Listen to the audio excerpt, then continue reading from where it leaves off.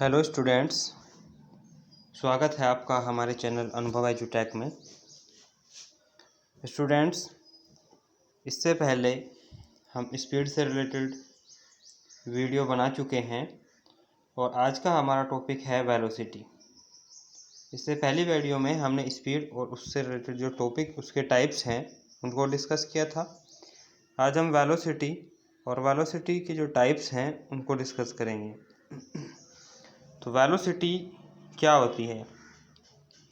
देखिए, अगर कोई भी ऑब्जेक्ट, कोई भी बॉडी एक डेफिनेट डायरेक्शन में मूव करे किसी स्पीड से, तो तब हम उस स्पीड को ही वेलोसिटी बोल देते हैं।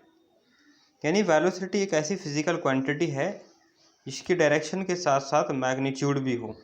वेलोसिटी का जो कनेक्शन है वो डिस्प्लेसमेंट के साथ है। जिस तरीके से अगर हमें स्पीड की वैल्यू फाइंड करनी हो तो हम बोलते हैं speed is equal to distance upon time.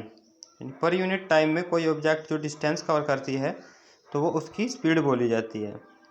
इसी तरीके से जब डिस्प्लेसमेंट की कोई वैल्यू हम फाइंड करते हैं तो उसके अकॉर्डिंग ही वेलोसिटी की वैल्यू फाइंड होती है। क्योंकि डिस्प्लेसमेंट एक वेक्टर क्वांटिटी है जिसकी कोई एक डायरेक्शन के अकॉर्डिंग ही वैल्यू फाइंड होती है। इसी तरीके से वेलोसिटी की वैल्यू भी डायरेक्शन या फिर कहें कि डिस्प्लेसमेंट की वैल्यू पर डिपेंड करती है। इसकी अलग अलग वर्ड्स में डेफिनेशन दी हुई हैं। If a direction is mentioned along with the speed then this indicates velocity.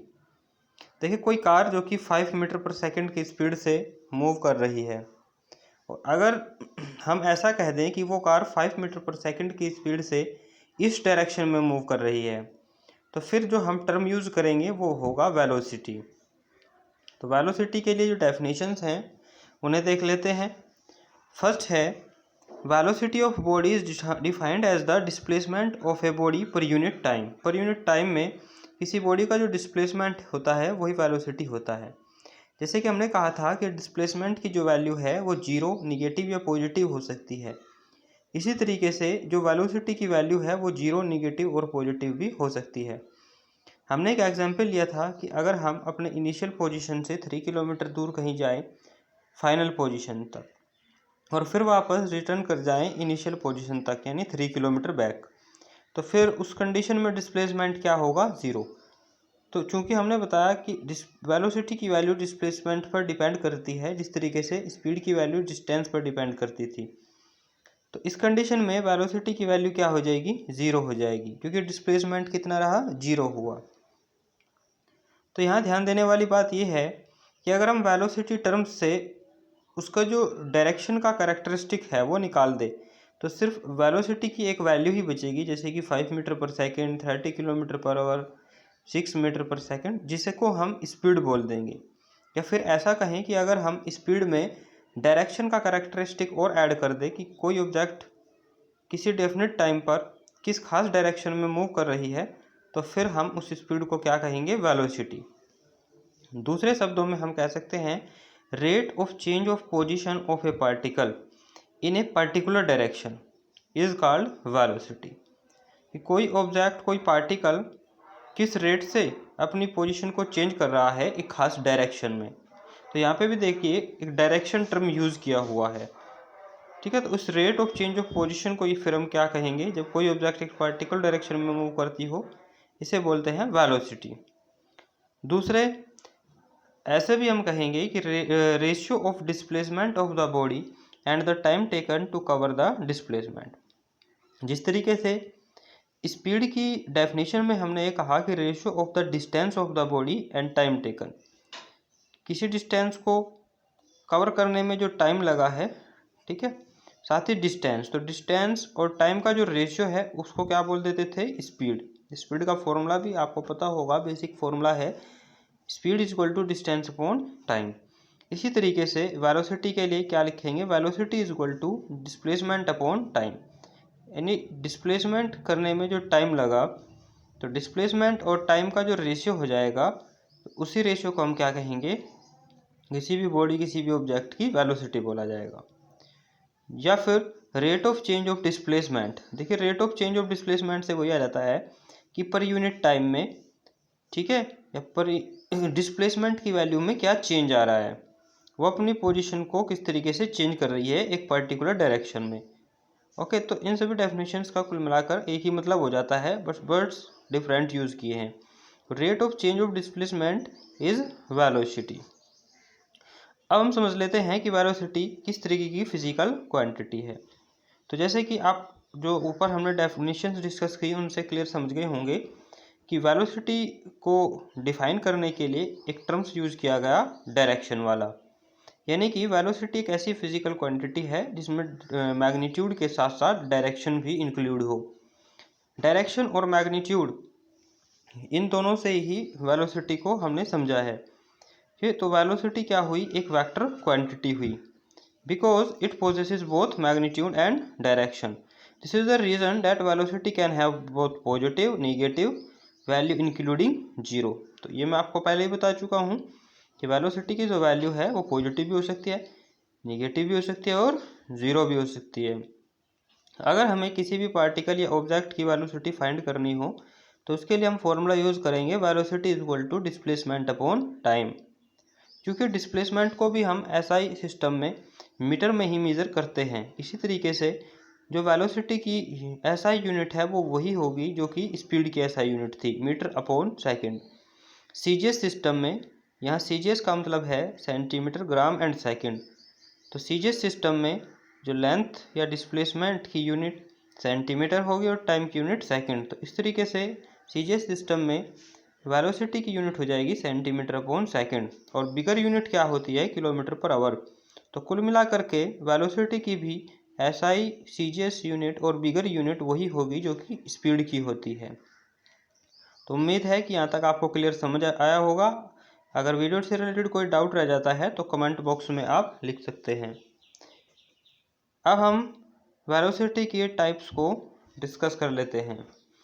देखिए, फर्स्ट है यूनिफॉर्म वेलोसिटी। जिस तरीके से स्पीड की फर्स्ट टाइप था यूनिफॉर्म स्पीड, तो इसको हम यूनिफॉर्म वेलोसिटी या कांस्टेंट वेलोसिटी भी बोल देते हैं। स्पीड से रिलेटेड अगर आप वीडियो देखना चाहते हैं तो इससे पहले मैंने एक वीडियो बनाई हुई है, आप चैनल ज्वाइन करके वीडियो देख सकते हैं। यूनिफॉर्म वेलोसिटी या कांस्टेंट वेलोसिटी क्या होती है, देखिए यहाँ हम डायरेक्शन टर्म भी इंक्लूड करेंगे, यह आप ध्यान रखना, वरना आपको थ्योरी से ऐसा लगेगा कि जैसे कि हम यूनिफॉर्म स्पीड के बारे में पढ़ रहे हो। तो an object is said to move with uniform velocity if it covers equal displacement. यहाँ ध्यान रखना, हमने इक्वल डिस्टेंस नहीं, इक्वल डिस्प्लेसमेंट टर्म यूज़ किया है। तो कोई भी ऑब्जेक्ट यूनिफॉर्म वेलोसिटी में मूव करती हुई तब कही जाएगी अगर वो इक्वल डिस्प्लेसमेंट कवर करती हो in equal interval of time, चाहे वो इंटरवल्स कितने भी स्मॉल क्यों ना हो। इसका एक एग्जाम्पल लिया है, एक रनर मूव कर रहा है एक हॉरिजॉन्टल रोड पर। तो यहाँ पर हमने एग्जाम्पल में भी डायरेक्शन टर्म्स यूज़ किया है कि वो एक डेफिनेट डायरेक्शन में यानी कि ईस्ट डायरेक्शन में मूव कर रहा है और वो ही moves 5 kilometre in every hour, हर एक आवर में वो 5 किलोमीटर मूव कर जाता है। तो we can see that displacement of runner is equal in every hour. Displacement equal कैसे हुआ, क्योंकि एक डेफिनेट डायरेक्शन में मूव कर रहा है और हर एक आवर में इक्वल डिस्टेंस यानी कि 5 किलोमीटर डिस्प्लेसमेंट जो है कवर कर लेता है। So his velocity is 5 kilometre per our and it is uniform. ये क्लियर होगा आपको, फिगर देख सकते हैं आप, 2 o'clock तक उसने 5 किलोमीटर डिस्टेंस कवर की, फिर नेक्स्ट 3 o'clock उसने 5 किलोमीटर डिस्टेंस कवर की, नेक्स्ट 4 o'clock उसने फिर 5 किलोमीटर डिस्टेंस कवर की, यानी 15 किलोमीटर हो गया। तो ये आपको समझ आया होगा कि जब भी कोई ऑब्जेक्ट इक्वल डिस्प्लेसमेंट कवर करती है इक्वल इंटरवल ऑफ टाइम में, तो इस टाइप की वेलोसिटी को हम क्या कहते हैं, यूनिफॉर्म वेलोसिटी। नेक्स्ट है non uniform velocity. Non uniform velocity में क्या होता है कि कोई ऑब्जेक्ट एक डेफिनेट डायरेक्शन यानी ईस्ट डायरेक्शन में ही, या कहे कि कोई रनर ईस्ट डायरेक्शन में मूव कर रहा है, लेकिन अब वो it covers equal displacement in unequal interval of time, या फिर कहें कि unequal displacement in equal interval of times. यहाँ आपको थोड़ा कन्फ्यूजन हो सकता है, लेकिन ये जो दो हमने स्टेटमेंट्स यूज किए कि it covers equal displacement in unequal interval of time, या फिर unequal displacement in equal interval of time. तो यहाँ जो हमने सेकंड वाला सेंटेंस यूज किया, unequal displacement in equal interval of time, इससे रिलेटेड फिगर 1.19 आप देख सकते हैं। यहाँ हर एक आवर में, यानी कि ईच 1 आवर में जो डिस्प्लेसमेंट है, पहले 5 किलोमीटर है, फिर +7 करें तो 12 किलोमीटर हो गया, फिर +3 करें तो 15 किलोमीटर हो गया, फिर +5 करें तो 20 किलोमीटर, फिर +5 करें तो 25 किलोमीटर। बीच में हमने +7 और +3 किया। इसका मतलब यहाँ टाइम इंटरवल जो रहा वो तो इक्वल था, लेकिन डिस्प्लेसमेंट इक्वल नहीं रहा। तो इसी का मतलब है unequal displacement in equal interval of time. Figure 1.20 हमारे फर्स्ट स्टेटमेंट से रिलेटेड है। वहाँ हमने कहा था कि जब कोई ऑब्जेक्ट इक्वल डिस्प्लेसमेंट करे इन अनइक्वल इंटरवल ऑफ टाइम्स, तो यहाँ देखिए अनइक्वल इंटरवल्स हैं, यानी कि 2 o'clock से 3:20 तक, ये हो गया 120 आवर्स। तो यहाँ पे 5 किलोमीटर का गैप रहा, फिर 3:20 to 4, तो यहाँ पे डिफरेंट हो गई वैल्यू। तो 10 किलोमीटर टू 15 किलोमीटर, फिर 5 किलोमीटर का गैप रहा, फिर 4 to 5:30, यानी यहाँ पे 130 का गैप हो गया। तो यहाँ पे भी 5 किलोमीटर का ही गैप रहा। तो यहाँ पे क्या है, अनइक्वल इंटरवल ऑफ टाइम है बट इक्वल डिस्प्लेसमेंट है। तो चाहे हम सेंटेंस कोई सा भी यूज़ करें, दोनों ही कंडीशंस में क्या होगी, नॉन यूनिफॉर्म वेलोसिटी होगी। नेक्स्ट आ जाता है एवरेज वेलोसिटी।